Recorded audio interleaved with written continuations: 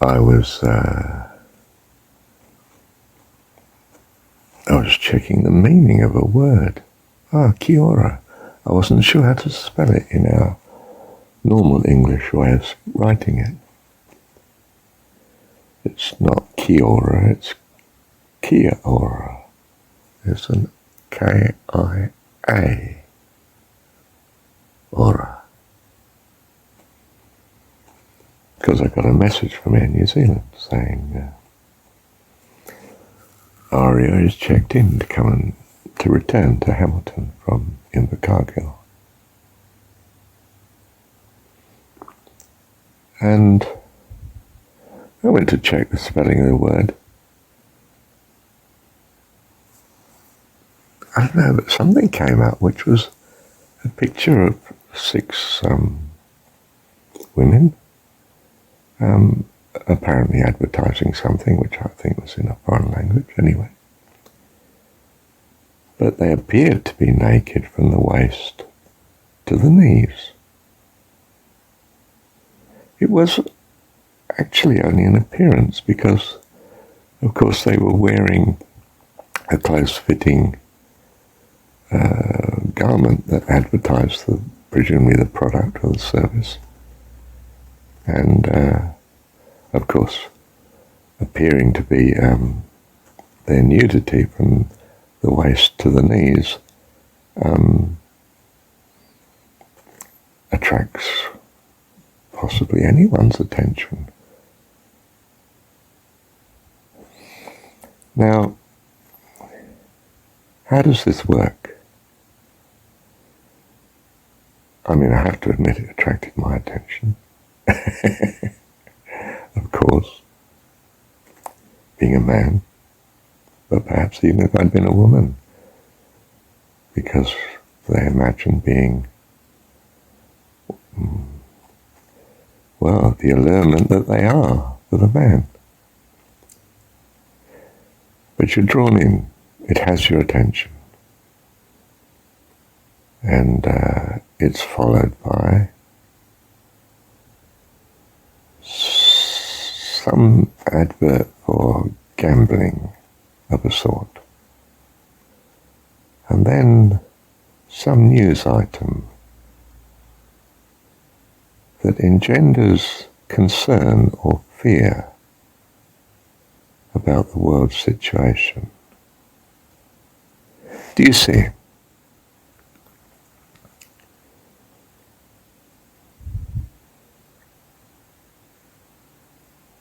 It's bringing close to your mind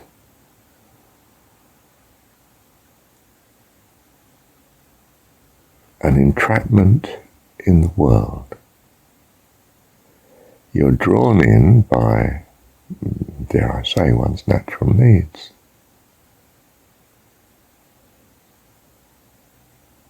But now is imprinted on the mind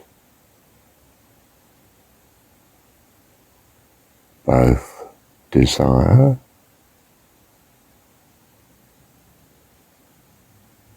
for that which cannot bring lasting happiness. I mean, goodness, is there anything more transitory than sex?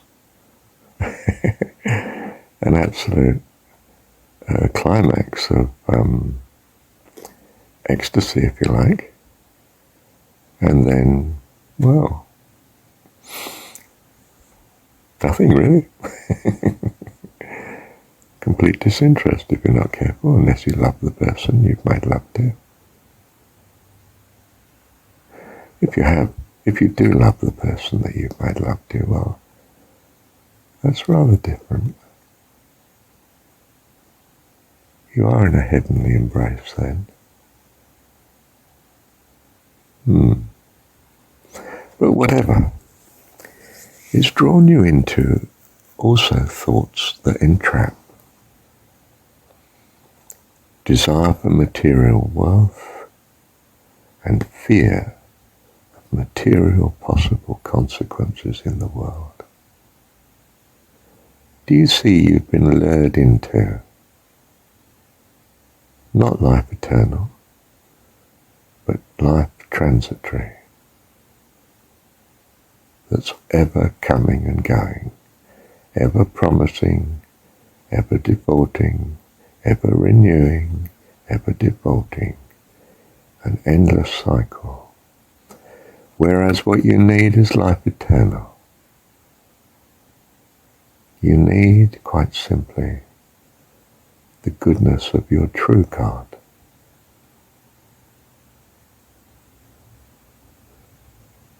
The personification of your true values for joy and peace, fulfillment, loving kindness, devotion, harmony, beauty, loveliness, wisdom and understanding,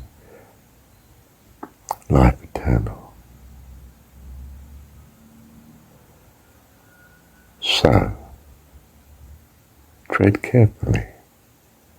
Avoid these pitfalls.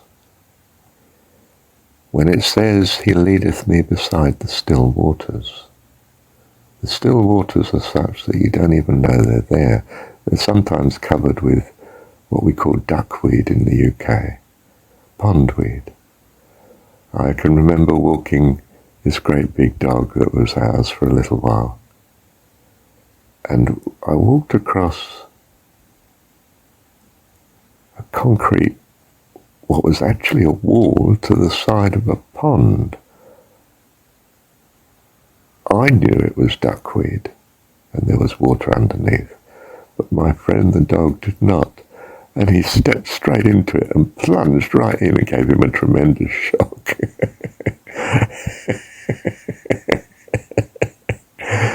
So you're going to be careful. He leads us beside the still waters. You took it as a glowing picture of peace and tranquility, didn't you? Well, in a sense it is, but it's also telling you that still waters are a great danger. You can't stand on them, so don't try it. Do you understand the parable? Don't try and stand on these promises. I mean, if you're a fella, don't try and stand on this promise that this beautiful undressed lady before you seems to offer.